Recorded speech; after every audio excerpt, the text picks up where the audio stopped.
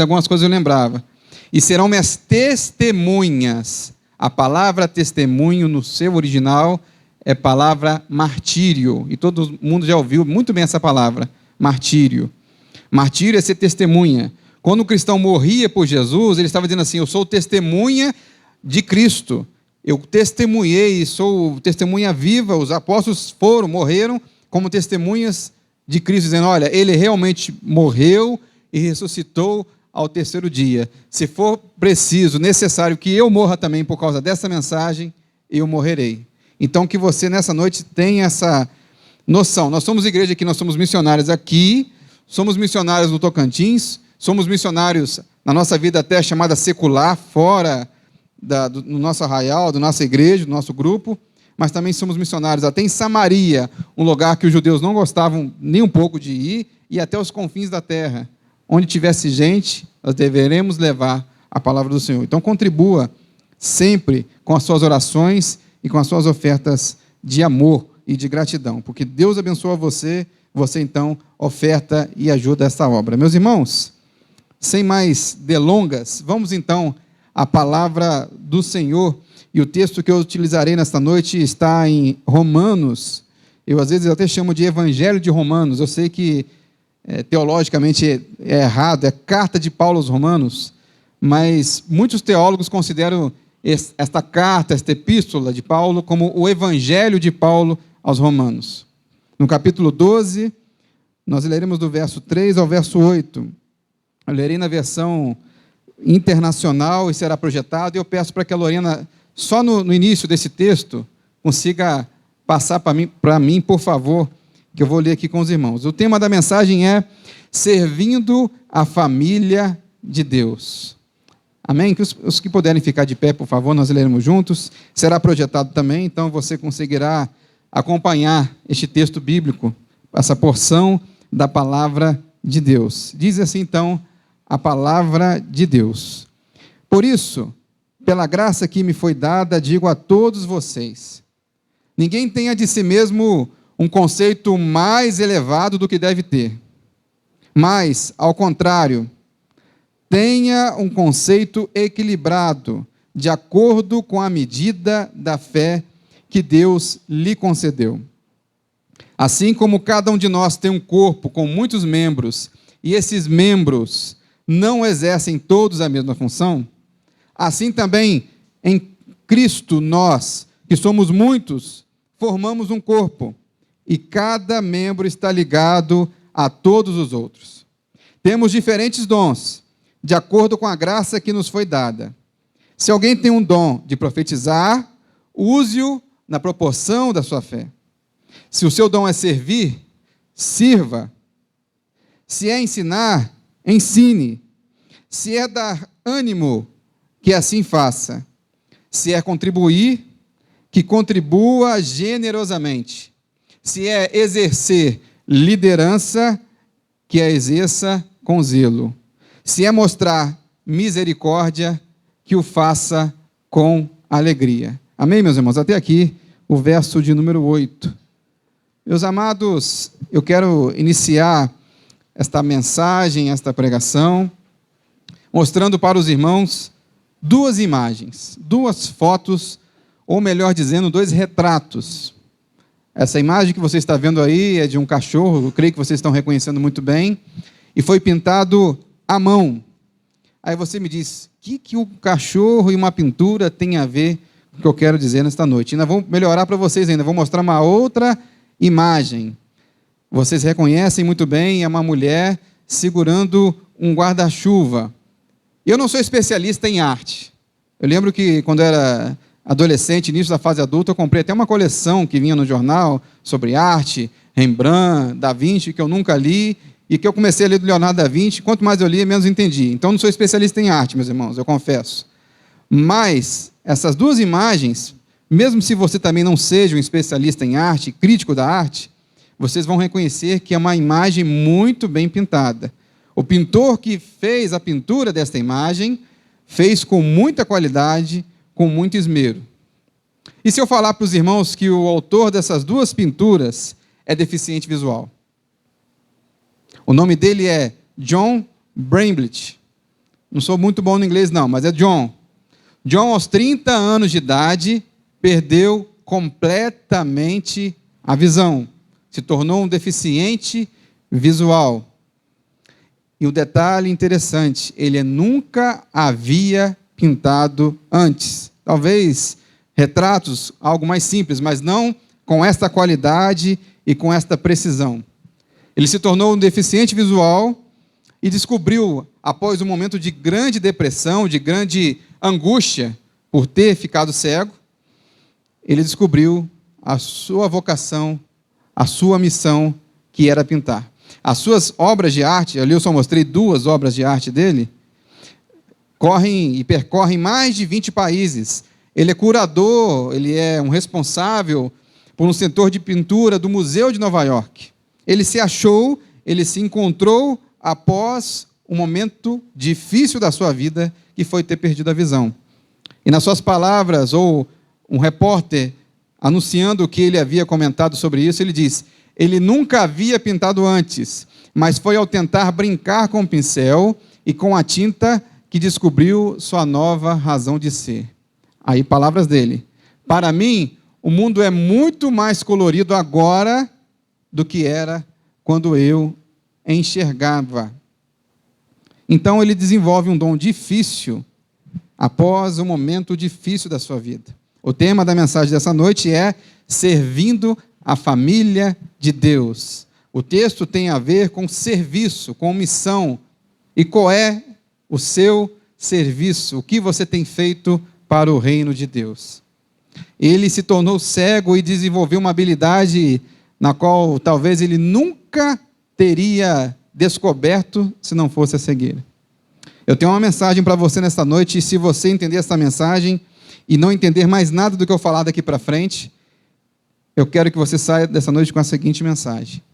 Eu e você, nós, todos que estamos aqui dentro, todos, nós éramos mortos e cegos. Todos nós éramos mortos e cegos. Mortos porque não conseguíamos chegar até Deus. Cegos que não víamos Deus através até da natureza e através da Bíblia. E Jesus abriu a venda dos seus olhos, como fez com o cego, fisicamente, mas também abriu a venda dos olhos espirituais. E agora você enxerga a palavra de Deus, você reconhece e enxerga o Evangelho de Cristo. Qual dom você tem a desenvolver nessa igreja? Nesta igreja ou outra igreja? Qual é o serviço que você tem prestado ou tem a prestar para o reino de Deus? Amém, meus irmãos? O testemunho é lindo.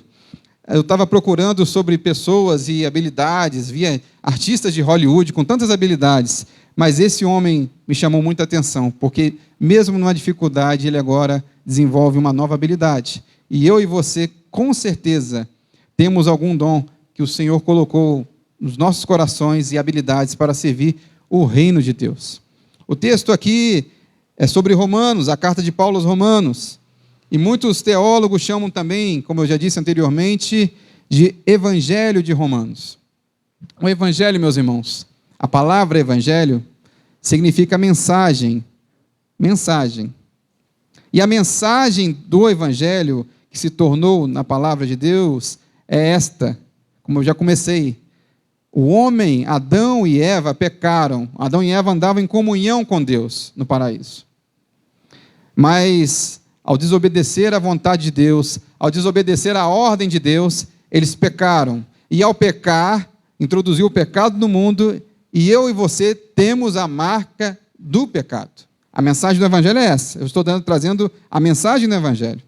Então, o homem peca, todos nós pecamos, como diz Romanos 3:23, estamos longe de Deus, mas Deus envia o seu Filho amado, Jesus Cristo, para salvar a mim e a você. E agora, através da sua morte e ressurreição, nós podemos ter acesso direto ao Pai e ter acesso à vida eterna. Aqui está o resumo do Evangelho. E ainda tem uma mensagem importante neste Evangelho, é que Jesus virá uma segunda vez para buscar a sua noiva, a igreja. Amém, meus irmãos? Aqui está o resumo do Evangelho. Paulo vai tratar na carta de Paulo aos Romanos o Evangelho, até o capítulo 11. Vai falar sobre o pecado, sobre a nossa distância que nós temos de Deus, sobre a salvação, de que forma ela acontece, e sobre justificação e regeneração. Só que chega no capítulo 12, ele começa a pegar todos esses assuntos chamados de teológicos, tratados teológicos, e agora então ele vai aplicar isso à igreja.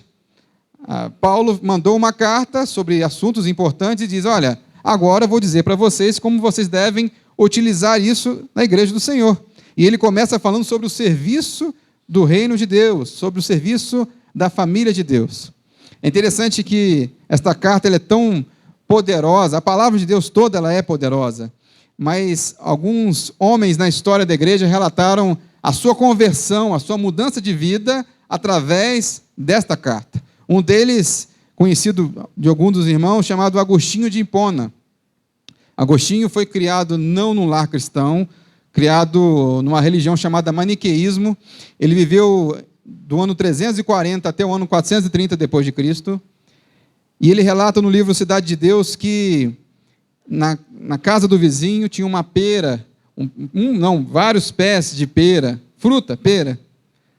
E ele olhava para aquela pera e ansiava comer aquela pera, sabendo que não poderia fazer isso porque estaria roubando a pera do seu vizinho. Mas então ele fazia um esforço incrível, pulava o muro ou a cerca que tinha, ia até aquele pé de pera, e a pereira, né, e trazia todas as peras que ele tinha condição para sua casa, e comia aquela pera. Mas o mais interessante é que na casa de Agostinho tinha um pé de pera de uma qualidade muito superior do que da casa do vizinho. Muito superior. E ele relata isso para dizer assim, olha, eu estava ali contaminado pelo pecado. O pecado faz isso conosco. Nós temos atitudes que não seriam corretas, que não são corretas. Atitudes que Deus não concorda. E Agostinho então fazia isso. Mas certo momento da sua vida, na sua caminhada, na sua jornada, ele está num momento já adulto, num momento de angústia, num momento de sofrimento. Então ele ouve de seu vizinho, de um muro também, uma criança falando assim, olha, tome e lê. Tome e lê. E ele estava em mãos com uma porção da carta de Paulo aos Romanos, ele lê essa porção e ele entende que toda a sua angústia, toda a sua confusão, toda a sua miséria, toda a sua dificuldade era porque ele não tinha encontrado a mensagem do Evangelho. Ele não tinha encontrado a pessoa de Cristo. Então, daquele momento, após ler esta carta, ele é convertido e ele é transformado e ele se torna um grande homem de Deus na história. Então, esta carta me chama muita atenção porque, ao longo da história, diversos homens de Deus foram transformados por esta carta. Mas entrando no texto, meus irmãos, no verso 12, no capítulo 12, verso 3, diz assim, por isso, pela graça que me foi dada, digo a todos vocês, ninguém tenha de si mesmo um conceito mais elevado do que deve ter, mas, ao contrário, um conceito equilibrado, de acordo com a medida da fé que Deus lhe concedeu, servindo a família de Deus de forma equilibrada. O texto está ali e diz, olha, Deus concede dons pela sua graça. Talvez aqui, como observação, eu quero falar para os irmãos que Paulo era apóstolo de Cristo. Mas o dom, isso aqui é mais uma nota de rodapé, mais uma observação. Não existe mais apóstolos para os dias de hoje. Ele fala dos dons aqui, mas ele não cita o dom apostólico. Nós entendemos que o dom apostólico foi cessado quando o último apóstolo morreu, o que tudo indica que foi o apóstolo João. Então não existe mais apóstolo. A igreja que tem apóstolo, infelizmente, está usando esse título e essa prerrogativa de forma errada. Mas Deus concede dons e graça para cada um de nós de maneira equilibrada. E esse equilíbrio, meus irmãos, está ligado com dois termos na minha visão. Um é a autoestima e o outro é o auto-engano. Eu vendo e lendo este texto, eu percebo essa questão que é muito importante nos dias de hoje.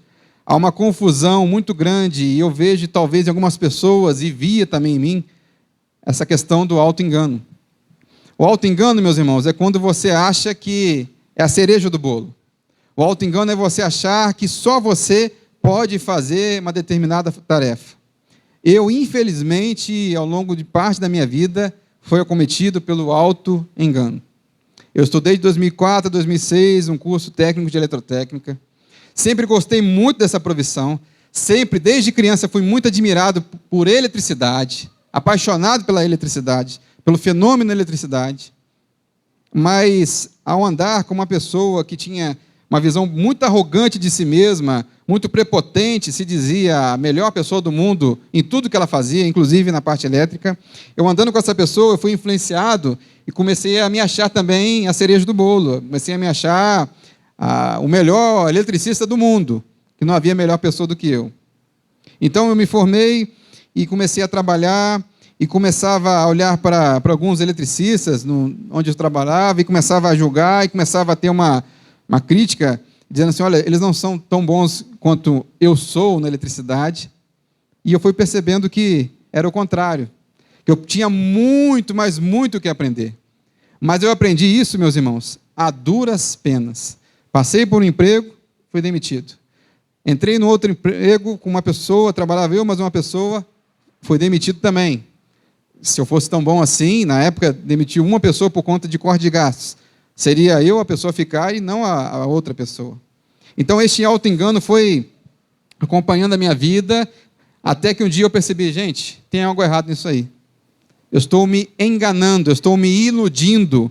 E muitas pessoas, às vezes, se iludem com isso, de achar que só elas têm a capacidade de fazer determinada tarefa. Então, eu fui percebendo dessa forma e fui entendendo que eu tinha um sintoma de auto-engano. Ninguém tenha de si mesmo um conceito mais elevado do que deve ter. Aqui não está dizendo que você não deve se valorizar, e aí vem a autoestima. Você também achar que não é capaz. Ao mesmo tempo que eu vivi nessa fase do ano de 2007 até o ano de 2009 na minha vida, de achar que eu era uma pessoa insubstituível na parte elétrica, ao mesmo tempo na igreja que eu servia, que eu fazia parte, eu não me achava capaz de ajudar a igreja. E às vezes pode acontecer isso com você, seja nesta igreja, seja em outra igreja, de achar, não, já tem uma pessoa que cuida do som, então eu não vou trabalhar no som. Já tem uma pessoa que cuida do notebook, da projeção, então já tem pessoa suficiente. E às vezes eu olhava naquela igreja e via até escalas de serviço, de pessoas trabalhando, e achava, olha, eu não tenho condição de assumir uma determinada função. Mas, meus irmãos, tenha autoestima e entenda que sempre há lugar para mais um. Sempre há lugar para mais um. Se o conjunto está aqui na frente, você pode vir cantar também. Não está completo, o time não está fechado. A igreja é assim. E às vezes entra uma pessoa, trabalha, a outra sai, e sai essa mesma pessoa, entra outra pessoa. Todos são importantes e todos têm uma função na igreja, seja ela qual for. Se você achar, olha, eu não tenho talvez capacidade para trabalhar com determinada atividade, eu vou descobrir um dom, uma tarefa que eu tenho. Então, que você também tenha nessa noite, não tenha auto-engano, mas que você tenha autoestima no seu coração, entender, olha, eu posso colaborar, eu posso contribuir com a igreja. É interessante que um livro marcou muito a minha vida e me fez mudar a chave desse auto-engano para a autoestima. Entender que eu poderia me valorizar, mas que eu não era insubstituível.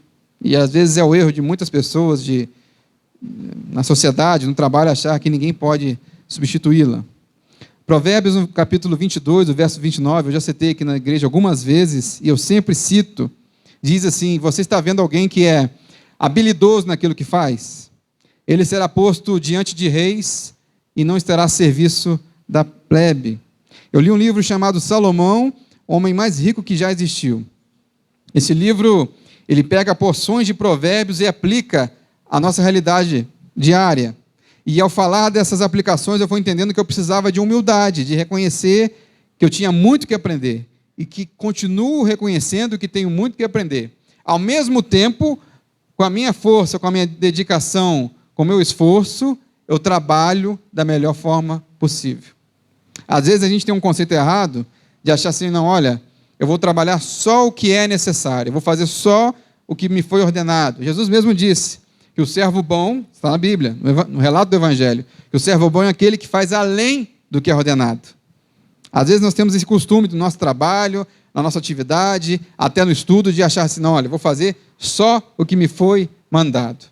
Mas Deus disse para você trabalhar de forma diligente, de forma habilidosa, não fazendo para aparecer, para se mostrar melhor do que os outros, não é isso.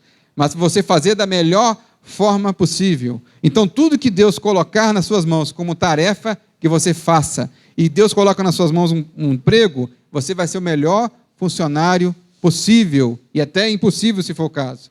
Se você é um estudante, que você seja o melhor estudante. Faça tudo para a glória de Deus. Às vezes nós temos essa barreira que foi colocada na igreja de falar assim, ó, aqui é secular, aqui é sagrado. Aqui eu vou fazer de qualquer maneira no secular, no trabalho do dia a dia, né, que é secular. Mas na igreja eu vou trabalhar da melhor forma possível. Não, meus irmãos, não. Toda a sua atividade serve para glorificar o nome de Deus. E é interessante que nesse mesmo texto de Provérbios, o Charles Spurgeon esteve, um pastor batista do século XX, século XIX, na verdade, início do século XX, teve um problema com uma questão e alguns seminaristas dele, alguns alunos da sua escola teológica, chegaram para Spurgeon e disseram assim, olha, nós recebemos um convite para trabalhar para o embaixador do rei da Inglaterra. Eles receberam um convite para trabalhar para como embaixadores do rei da Inglaterra. Você sabe, meus irmãos, que o embaixador, ele é o rei fora de seu país. O embaixador é um cargo de extrema confiança do rei. Seja do rei, seja hoje do presidente, independente da forma de governo que um país adote, mas quem é embaixador está representando e a sua fala é a fala do rei. Inclusive, pode até haver falha de comunicação entre embaixadores, mas raramente isso acontece porque é um cargo de confiança e aquele embaixador tem toda a sua confiança depositada por conta de um rei. Então, esses seminaristas que estavam estudando para ser pastores, para trabalhar no reino de Deus, levaram essa proposta para este pastor. Então, Charles Spurgeon, de forma muito sábia, respondeu para esses alunos que queriam abandonar o ministério pastoral ou o seminário para trabalhar como embaixadores. Ele disse assim, meu filho, se Deus o chamou para o ministério, não se rebaixe ao ponto de ser rei em qualquer país. Meu filho, se Deus o chamou para o ministério, não se rebaixe ao ponto de ser rei em qualquer país. Você está trabalhando para o Rei dos Reis e Senhor dos Senhores, que é o Rei Jesus. Não há nada de melhor e nada de mais sublime, de importante que trabalhar para Jesus.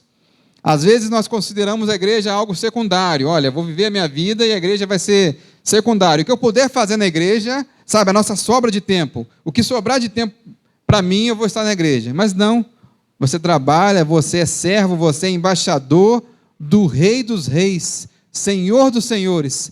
Então sai nessa noite entendendo isso, que você tem que trabalhar da melhor forma possível, porque o seu rei é Jesus. O rei Jesus é superior a qualquer rei desta terra. Às vezes esse texto é confundido da seguinte forma, não, agora Deus está dizendo em Provérbios que eu vou trabalhar para o governo federal, ou para o governo estadual, ou para o governo municipal. Não é isso, meus irmãos. Que a sua capacidade, a sua habilidade de trabalhar será tão reconhecida que todos verão para quem você serve. Nós vemos casos na Bíblia de Daniel, por exemplo, que chegou praticamente a ser o segundo, chegou a ser um ministro do rei Nabucodonosor. E sendo ele de origem judaica, vindo de uma terra distante, eles trabalhavam da melhor forma possível, até para o rei Nabucodonosor, entendendo que tudo que eles faziam era para a glória de Deus. Tudo que eles estavam fazendo, exercendo, era para a glória de Deus. E que você tem também a medida da fé, de acordo com a medida da fé que Deus lhe concedeu. O verso 3 ainda diz. E aqui, meus irmãos, a medida da fé, no meu entendimento, que está na palavra de Deus, é que nós temos que trabalhar na igreja, servir a igreja de acordo com a medida de fé de cada um. Eu não consigo medir a sua fé, não existe um aparelho que vai medir a sua fé. Medida aqui nesse sentido é medida de maturidade espiritual. Talvez a melhor palavra que resuma isso seja maturidade espiritual.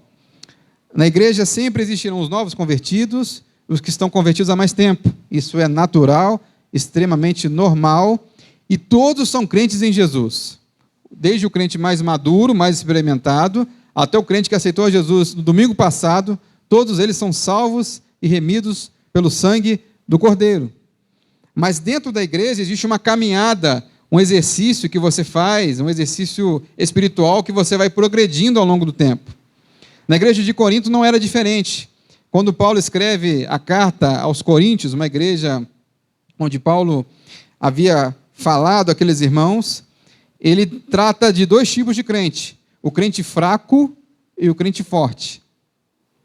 Fraqueza e força aqui não está relacionado à fraqueza física ou fraqueza mental ou questão de discernimento, está relacionado ao que aquele crente já havia assimilado da palavra de Deus. Então, por exemplo, o crente fraco entendia que não deveria comer carne sacrificada a ídolos no templo de Diana. O crente forte pensava o seguinte: olha, e conhecia a região de Corinto, toda a carne que chega à nossa mesa passa pelo sacrifício de Diana. Então, nós devemos orar e agradecer a Deus, e como Paulo disse, nem perguntar a procedência.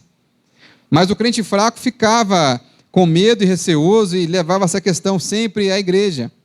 E Paulo disse assim: olha, não pergunte a procedência da carne. Não pergunte. Coma esta carne, adore a Deus comendo esta carne. Mas se você for a um lugar, você crente considerado forte, maduro, e você vê o seu irmão crente fraco, e naquele lugar existe a hipótese, por exemplo, de ter uma carne sacrificada primeiro a Diana e para ser consumida, você não coma esta carne por conta do crente fraco. Ou seja, se você vai fazer algo que escandalize o seu irmão mais fraco, não faça. Existia na minha infância, por exemplo, na igreja evangélica brasileira, era muito comum isso. Pessoas apontarem para um determinado mercado e dizer: olha, esse mercado eu não compro porque o patrão ele não é cristão. Esse restaurante eu não como porque o patrão não é cristão e, além de não ser cristão, fez pacto com o diabo ou algo do tipo. E, meus irmãos, a comida é santificada por aquele que come. Você vai deixar de comer, de comprar em algum mercado por conta disso? Mas se em última análise, aqui Paulo está dizendo a medida da fé, se em última análise você perceber que ao ir a um determinado mercado você está enfraquecendo ou gerando escândalo ao irmão mais fraco, não vá ao mercado, em última análise. Então, que você tenha a medida da fé, que você cresça, você amadureça, mas que respeite a fé do irmão. Existem questões de alguns irmãos que eu entendo que são questões simples de resolver, a Bíblia aponta, mas eu tenho que respeitar esse irmão mais novo. Existe essa medida de fé. Então, que você caminhe na igreja respeitando os que chegaram agora, os que têm uma visão um pouco diferente da sua. Cada um tem uma medida de fé. E aqui não é fé salvífica. A fé salvífica todos nós temos, somos salvos em Jesus. Mas é a fé na santificação, na fé no conhecimento da palavra de Deus. Então, que você tenha esse critério, esse respeito. Paulo vai falar sobre isso. E assim, por causa do conhecimento que você tem, perde-se o irmão fraco, por qual Cristo morreu. Então, use os seus dons a serviço do reino no momento certo. Não chegue para o irmão mais fraco e encha ele de críticas, por talvez o irmão fraco não conhecer uma determinada doutrina da palavra de Deus. Acolha esse irmão mais fraco, esse irmão mais novo na fé, e respeite a medida da sua fé. Servindo a Deus também com a sua experiência. E aqui você vai servindo a Deus, você vai sendo incluído na família de Deus e vai aprendendo alguns valores que são muito importantes. O verso 4 segue dizendo: assim como cada um de nós tem um corpo com muitos membros, e esses membros não exercem todos a mesma função. A palavra função no seu original é a palavra praxis. E essa palavra é usada como uma função prática, atividade prática. Você tem um conhecimento teórico de determinado assunto e agora você coloca em prática. É transformar teoria em prática, experiência. E aí, meus irmãos, eu utilizei o termo ensino fast food. A palavra fast food foi criada nos Estados Unidos para dizer que era uma comida rápida, feita de forma rápida. E nós temos hoje diversos mercados de fast food. O fast food, ele é saboroso, ele tem a sua qualidade, eu não sou contra o fast food, mas ninguém consegue viver 24 horas por dia, 7 dias da semana, só comendo a mesma carne, aquele mesmo lanche, feito de forma rápida. É necessário que você tenha um alimento mais nutritivo, mais ainda nutritivo, que dê saúde a você, comer verduras, comer legumes e assim por diante. O problema é que hoje, da mesma forma que muitos querem viver só de fast food, muitos na igreja querem viver do ensino fast food. O que seria esse ensino?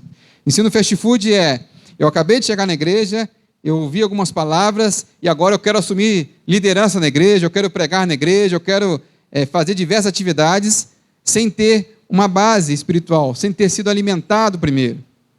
Paulo fala de alguns crentes que ainda estão tomando leite, que são bebês na fé.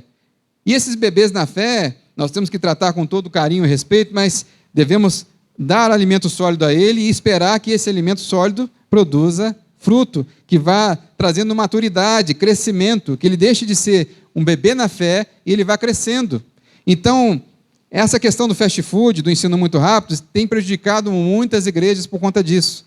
Um outro exemplo que eu posso trazer para os irmãos é a questão do ensino à distância, ou ensino EAD, ensino através de câmeras, que eu não sou contra. Mas, por conta da pandemia, esse ensino cresceu e as crianças ficaram em casa estudando como se estivesse na escola, através de câmeras. E o Senado Federal fez uma pesquisa, e essa pesquisa apontou o seguinte, que os estudantes que estudaram online, ou seja, longe da sala de aula, daquele convívio da sala de aula, em média, aprenderam apenas 17% do conteúdo de matemática e apenas 38% de língua portuguesa, em comparação com os que faziam atividades presenciais. Ou seja, pessoas que às vezes pegavam aquele curso, e a promessa de um curso rápido, nós vamos fazer um curso aqui que você vai aprender tudo que você tem que aprender de forma rápida e precisa, mas no fundo, esse curso que visa adiantar a sua vida, acaba atrasando a sua vida, porque você vai precisar passar por uma sala de aula de novo, vai precisar aprender muito mais coisas do que deveria, por conta dessa pressa, dessa correria que se tem em aprender de forma sem respeitar o processo. Por exemplo, o apóstolo Paulo diz, em 1 Timóteo, no capítulo 3, no verso 6 e o verso 10, ele fala sobre as recomendações para um pastor e para um diácono. Em Timóteo 3,6 ele fala para o pastor, não deve ser recém-convertido, pois poderia se tornar orgulhoso e o diabo o faria cair. Da mesma forma ele fala para os ser primeiramente experimentados. E no caso, se mostrarem ou se mostrem irrepreensíveis, que exerçam o diaconato. Então, meus irmãos, respeitem o processo. Aqui pela manhã nós temos a escola bíblica dominical, nós temos atividades na igreja, nós temos aprendido com a palavra do Senhor. Então respeite. Às vezes é muito comum, talvez até por ingenuidade ou até pelo que nós chamamos de primeiro amor, né? Que isso aí até é nobre, essa atitude. A pessoa está no primeiro amor e quer servir a igreja e quer fazer, mas tem que entender que existe um processo. Então respeite o processo, tenha a maturidade, tenha o seu tempo. Todos nós somos preciosos para Deus e todos nós somos importantes no reino de Deus, mas precisamos entender que existem processos a passar. Então, respeite o processo. Paulo está dizendo aqui sobre essa maturidade. O item 3 fala sobre servindo a família de Deus, não a si mesmo, que é um outro problema nosso nos dias de hoje. O egoísmo de acharmos que somos exclusivos, que só nós podemos fazer e fazemos para a nossa vanglória, para a nossa admiração até. Então o texto segue dizendo, assim também em Cristo nós, que somos muitos, formamos um corpo, e cada membro está ligado a todos os outros. Cada membro do corpo está ligado a todos os outros. Nós temos esse problema, meus irmãos, de achar que talvez que, e eu também, muitas vezes na minha vida eu achei que eu poderia fazer algo sozinho, qualquer atividade sozinho, mas eu preciso de você e você precisa de mim. E nós precisamos de Cristo, como diz a música, até o fim. Nós não conseguimos fazer nada sozinho no reino de Deus. E é um problema que um pastor chamado Ricardo Bitum diz que tem acontecido nas nossas igrejas. A pessoa vem para a igreja, começa a frequentar a igreja e faz a seguinte pergunta: o que esta igreja tem a oferecer para mim? O que esta igreja tem a oferecer para mim? Meus irmãos, enquanto doutrina, você quando vai para uma igreja, você deve avaliar a doutrina daquela igreja. Até aí tudo bem. Se aquela doutrina condiz com o que você crê. Mas tem gente que vai à igreja e vê assim, olha, o que essa igreja tem para oferecer? Essa igreja tem um culto infantil para o meu filho? Essa igreja tem um culto para os adolescentes? Esta igreja promove atividades recreativas? Promove o jiu-jitsu? O que essa igreja tem para me oferecer? E muitas pessoas estão vindo para as igrejas, ou qualquer igreja neste país, fazendo essa mesma pergunta. Se essa igreja é interessante para mim, se essa igreja faz a minha identidade, o meu perfil, se eu tenho o perfil dessa igreja. O problema deste mundo e deste século é um Deus com letra minúscula chamado mercado. Tudo que nós vamos fazer, nós perguntamos o que o mercado tem a oferecer, o que aquela loja tem a oferecer. E a igreja não é uma loja, a igreja não é um balcão de comércio. A igreja não está aqui para oferecer algo que vá te agradar. Não, meus irmãos. Não é assim que funciona. Esse é o maior problema da nossa sociedade hoje. Nós não fazemos nada aqui para agradar vocês. Isso eu posso falar com toda a certeza.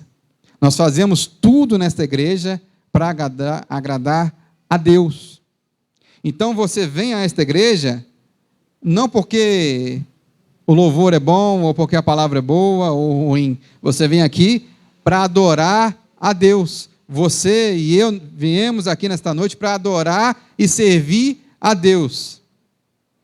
Se por um acaso um ou outro louvor não lhe é interessante, ou se a minha palavra ou a minha mensagem, a mensagem que eu estou pregando essa noite não lhe é interessante, isso não importa. Importa é servir a Deus em espírito e em verdade. Importa que eu fale a palavra do Senhor, não que eu ache interessante, ou uma palavra que venha a ser agradável a você para te manter preso a esta igreja. Não, não é assim que funciona. Infelizmente, muitos estão pensando nisso, estão ficando, o que nós chamamos, já falei anteriormente, desigrejados, achando que não, eu posso ser igreja sozinho, na minha casa, eu não preciso daquele pastor, eu não preciso daquela igreja, eu não preciso frequentar lugar nenhum. Eu sou suficientemente bom para estar sozinho na minha casa e para ler a minha Bíblia e para fazer minha oração. O problema é que essa expressão, eu sou igreja, é uma expressão errada. Ela é errada. Não existe essa expressão. Nós somos templo do Espírito Santo, nós somos servos de Deus, mas nós somos igreja, não eu sou igreja. Mude essa frase. Tem gente achando que ela por si só, ela é igreja. Não, a igreja é ajuntamento, a igreja é comunhão, a igreja é estar com o irmão. Você sozinho, você não é a igreja. Você pode até em algum momento representar a igreja do Senhor Jesus, num determinado lugar, mas para você exercer a igreja, você ser igreja, você precisa estar em comunhão, seja com esta igreja ou com outra igreja. E entender que é um corpo, e o corpo tem muitos membros, e muitos membros que podem dar mais problemas do que ajudar. E é esse que é o desafio da igreja, é você estar aqui com quem pensa diferente de você. Eu tenho certeza que eu tenho um pensamento, e não só teológico, bíblico, de alguns irmãos diferentes. E nem por isso eu vou deixar de vir a esta igreja por causa desses irmãos. Se você tem um pensamento diferente do meu, e que um pensamento que a Bíblia abrange e aceite, eu vou continuar em comunhão com você. Ah, mas em um determinado ponto ele discorda de mim, então nunca mais eu vou naquela igreja. Meus irmãos, vocês não acharão igreja perfeita. Vocês não acharão a igreja que vai me agradar ou que vai compreender tudo que eu creio. Existem muitas igrejas, inclusive, batistas, que estão se separando porque um crê na salvação de uma forma, outro crê na salvação de outra forma, um crê em uso e costume, o outro não crê. Mas, meus irmãos, se são questões secundárias, o que é questão secundária? Questões que não são doutrina, não são basilares para aquela igreja, são base daquela igreja, por que então separar? Por que então dividir? Ah, não, eu não gosto porque... Tem igreja que já separou por isso, porque o pastor não levanta a mão na hora que batiza. Ele vai batizar a pessoa, ele não levanta a mão. Tem igreja que já se separou, surgiu uma outra igreja por causa da mão do pastor que não levantava na hora do batismo. Entendem, meus irmãos? Isso é doutrina? Isso é regra? É norma de fé? Não é. Nós devemos batizar. O batismo, sim, é uma doutrina. Mas a forma, com a mão do pastor, não faz sentido. Então, as pessoas querem se separar só para dizer assim, agora eu achei o meu lugar. Achei a minha forma de servir a Deus. Agora eu tenho uma igreja que o pastor pensa igual a mim. E não vai pensar, meus irmãos. Então, que você sirva a Deus também com os dons citados. Aqui existem vários dons. O dom da profecia.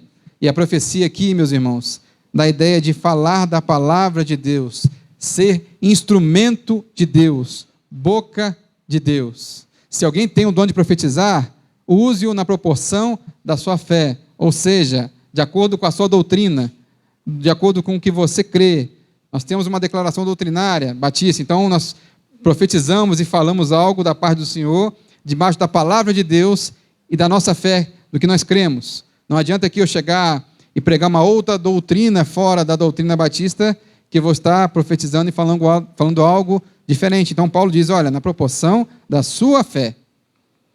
E John Stott, um pastor inglês já falecido, afirmou sobre os profetas. O profeta tem de certificar-se de que sua mensagem não contradiz de maneira alguma a fé cristã.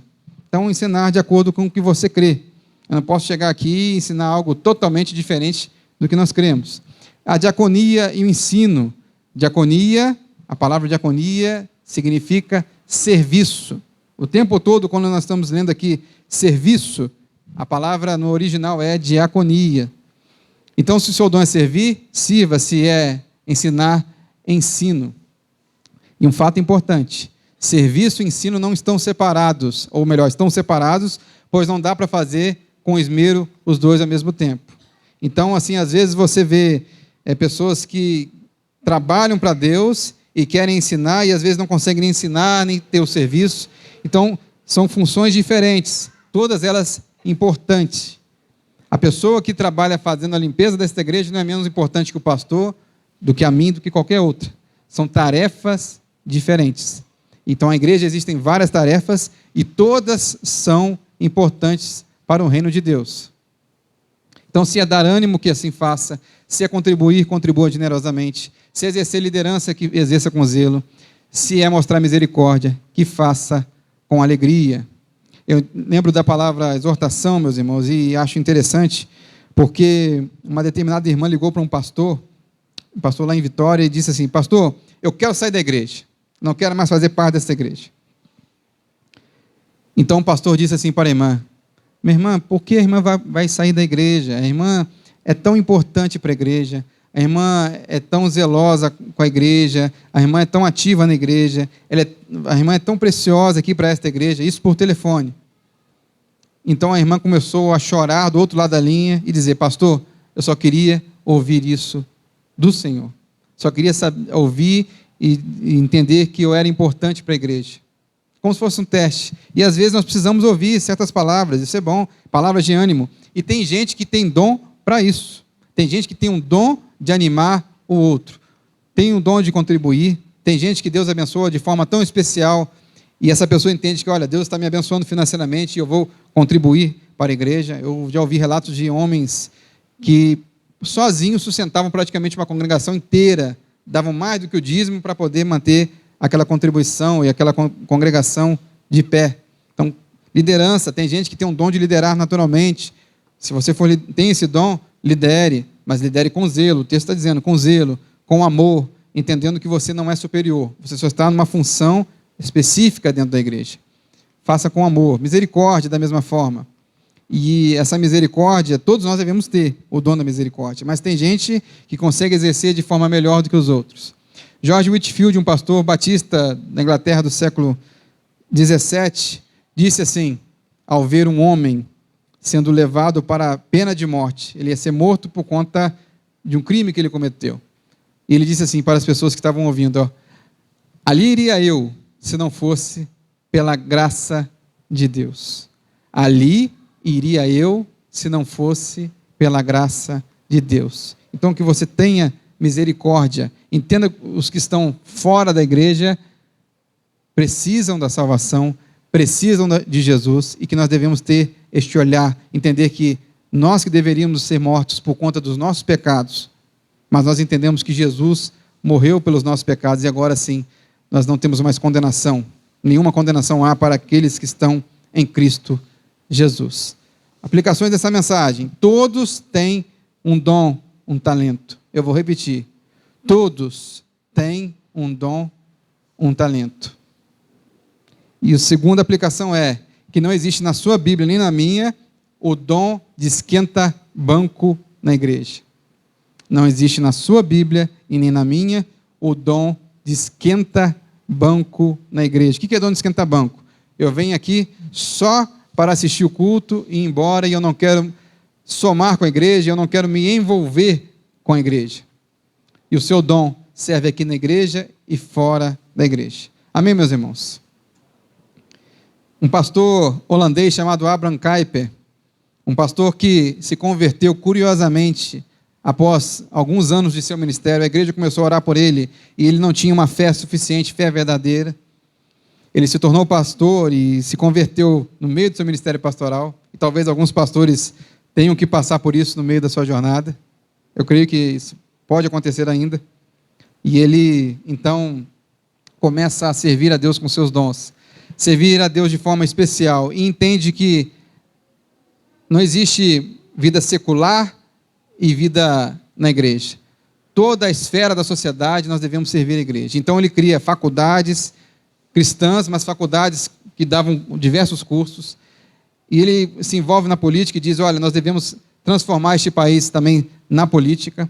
Chega a um ponto, meus irmãos, que Abraham Kuyper, um pastor de uma igreja local na Holanda, é convidado pela rainha da Holanda para ser primeiro-ministro. Naquela época funcionava dessa forma, ele era convidado. Então ele se tornou primeiro-ministro da Holanda do ano de 1901 a 1905 e exerceu influência cristã, positiva, para o reino de Deus. Eu não estou dizendo aqui que você deve votar em candidato evangélico, não.